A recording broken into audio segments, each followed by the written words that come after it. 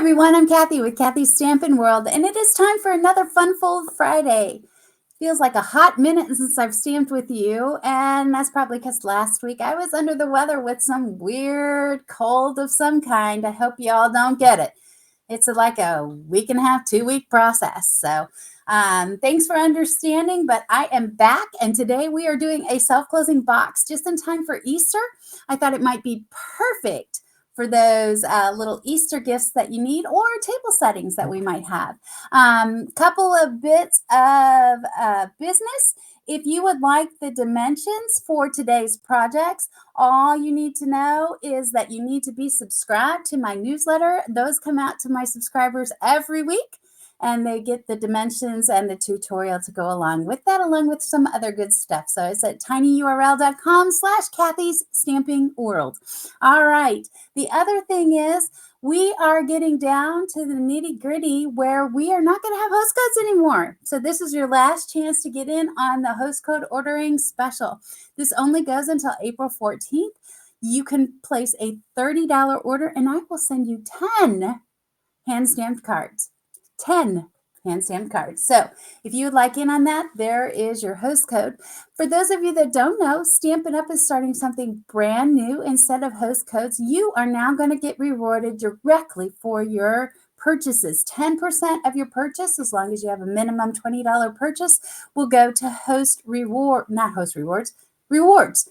And you can accumulate those reward dollars. Think Kohl's Cash if you would. And those will be used on future purchases. Unlike Kohl's Cash, however, these last for a year, and you can use them on any products, no blackout products. And yeah, they'll keep track of those for you. And all you do is you have to have an online account, though, to get those. So go in to stampinup.com. And you can register your account, or you can go in through my website at kathyalt.stampinup.net. Register your customer. If you already have a website, just opt into the rewards program. That's all you got to do. It's big and bold, and you should be able to do that. If you have any questions, just email me at kathy@kathystampingworld.com, and I'll take care of that for you. Okay, so now we are ready to get started with this adorable little box. Let me get rid of all the business. And, okay. Now, this self-closing box, I am going to use some last chance products. That means they are available while supplies last. This Playing in the Rain set and matching dies is greatly discounted right now. So you can go in on the last chance and get these at a really good discount. I love this set. This is my go-to Easter set. I know it doesn't say Easter, but this bunny makes me happy, and the flowers, and I can make it work. So I use that one. Love it. And then this may not seem like an ideal matchup, but this is also on the last chance list, this Friends of the Ocean. I was looking for fun, cheerful, bright paper that screamed Easter to me. And if this doesn't scream Easter to you, I don't know. And maybe you like the subtles. I just like the brights. So this paper is also on the last chance list, and that's what I'm using today. I am combining it with Melon Mambo cardstock. Now, you can find these directions out there. I am going to try to teach you some shortcuts here that makes it simpler for me to make this. Okay, so here we go. We're going to take this 5.5 by 8.5 sheet of cardstock, and we are going to turn it on the 5.5 side, and we're going to score it twice. We're going to score it at 1/2 inch. By the way, this is why you want the printed directions from me, because I may say something wrong, so don't. Yeah, but I'm going to try. And then we're going to move it over to 4.5 inches. There we go. Now, this larger one, I'm going to fold as we go so we can kind of see these. This larger one is going to be my bottom. The smaller one up here is going to be my top. Now we are going to move it over, and we're going to go every 2 inches. So we're going to start at the 2. We are not going to score on this one, but we are going to cut. So we're going to cut up to that score line there. So we're going to go from 5.5 up to 4.5. And then we're going to move it over to the 4-inch mark. This time we'll go ahead and make that same cut. I just left it there so I can bring it down. But I'm also going to, whoops, now that's what I get for slamming that down there. We're also going to score there, okay? Now we're going to move it over to the 6. And we are going to do the cut. And then we're going to move it over to the 8.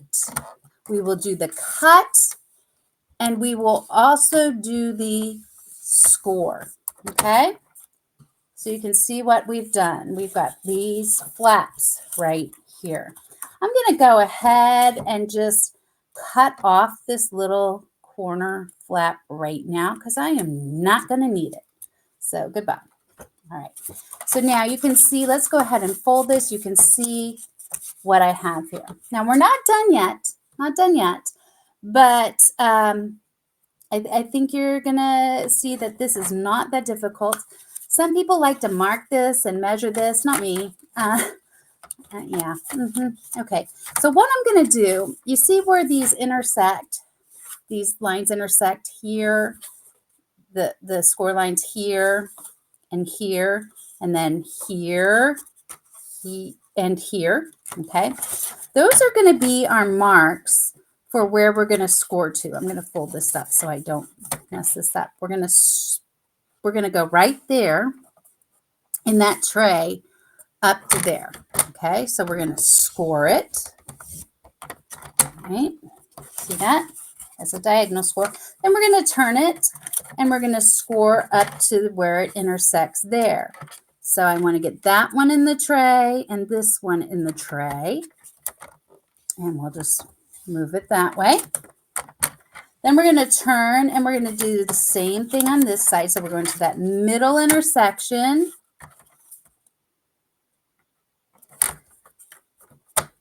All right. And we'll score it. And then we're going to turn it one more time. And we're going to score that to the intersection again. All right. I am done.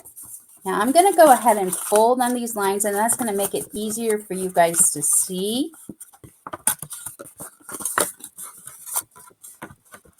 See that? I want to show you how this box is going to go together. It just basically, let me fold in there. It's going to go like that. And then the bottom is actually going to fold in. It's going to be square on the bottom. Okay? So that's the shape of our box. Now I'm going to show you how to cover this with DSP and put this all together. Oh, not quite done. You need 2 pieces of 3 3/4 by 3 3/4 inch DSP. Now, you can mark the center. That's mathin'. Okay. Or you can fold it and just crease it a little bit. Ah, look at there. And then you can cut your diagonals right to where that fold mark is. Okay, we are going to cut that though. Make sure if you have directional paper that, and I'm doing 2 at one time, okay?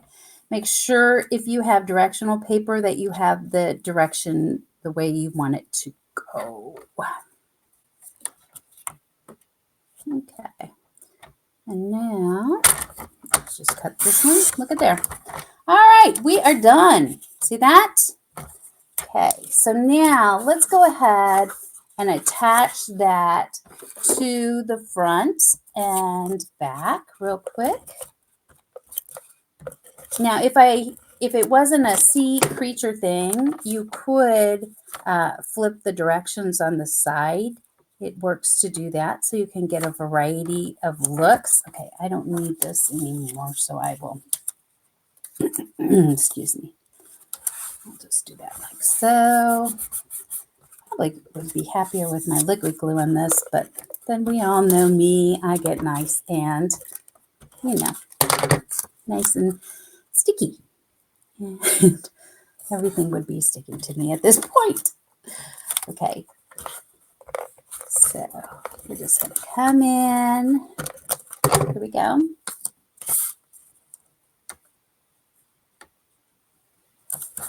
Okay, and see, we've got our box. Whoops, now, there we go. Okay, and now we'll quickly put that on the back as well so that the whole thing is nice and pretty. Oh, look, we have a straggler dimensional backing. Okay. Yeah, how far is Easter anyway? It's not far, right? It's like close. By the way, where are y'all from? If you are new to my channel, let me know. I would love to know where you're listening from. I've seen a lot of you join here lately, and I love to know where you are coming from.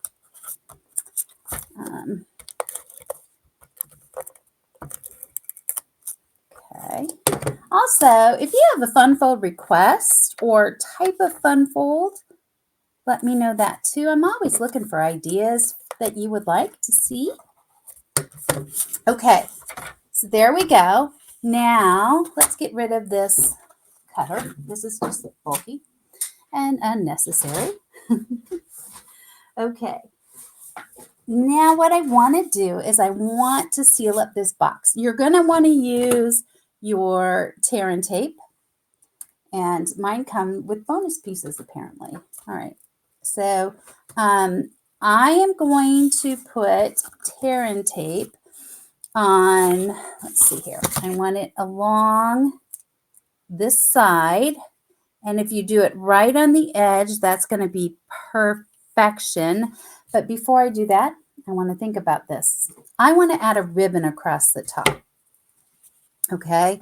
And I don't want to tie it around because when you open it, then it wouldn't expand right. So what I'm going to do is I'm going to go ahead and I'm going to adhere it to the edges like this. You'll see. It's going to make sense here in a minute. And this ribbon is not on the Last Chance list. This is just a white ribbon. I believe it comes with the Botanicals suite that is now available. Is it Botanicals, Textures, something like that? Anyway, I can tell you it's item 165562. It's a great little gauzy-like ribbon. Okay. All right. So I've got that on there. I'm probably going to attach it right here in the middle too. Now I'm going to attach this right along here, and that's going to help keep that ribbon on there as well. Okay. And then I'm going to come in. Okay. And so you see it's going to be closing like this. And then what I want to do is, because it's going to close in, I'm going to place my tear and tape on 2 of the 4 pieces at the bottom. So, and it's going to be every other piece at the bottom. Okay. And then this one.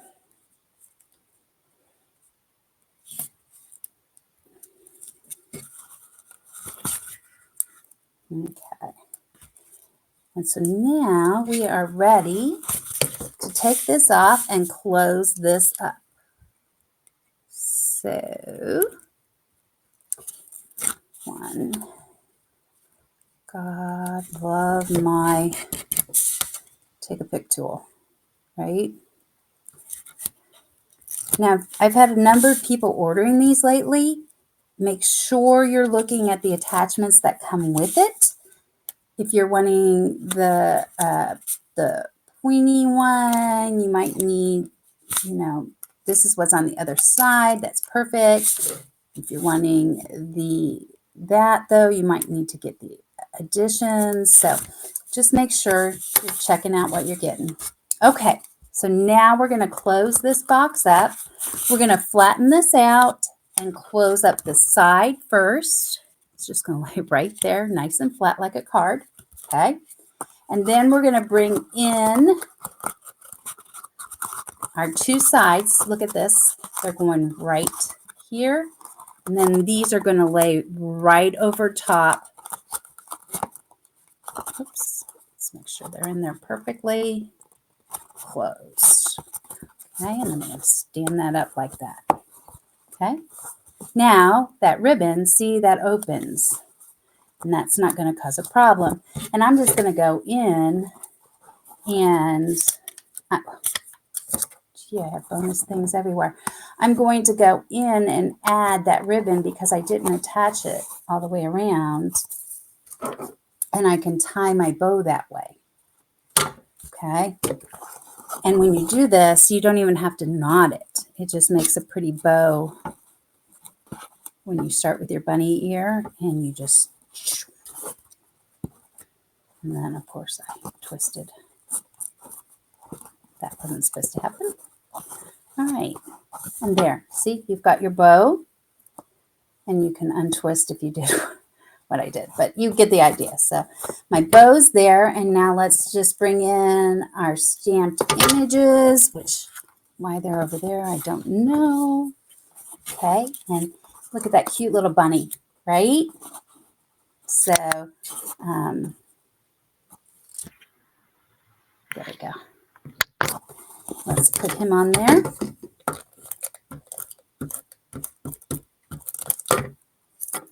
And next we will add some dimensionals to this just to pop it off.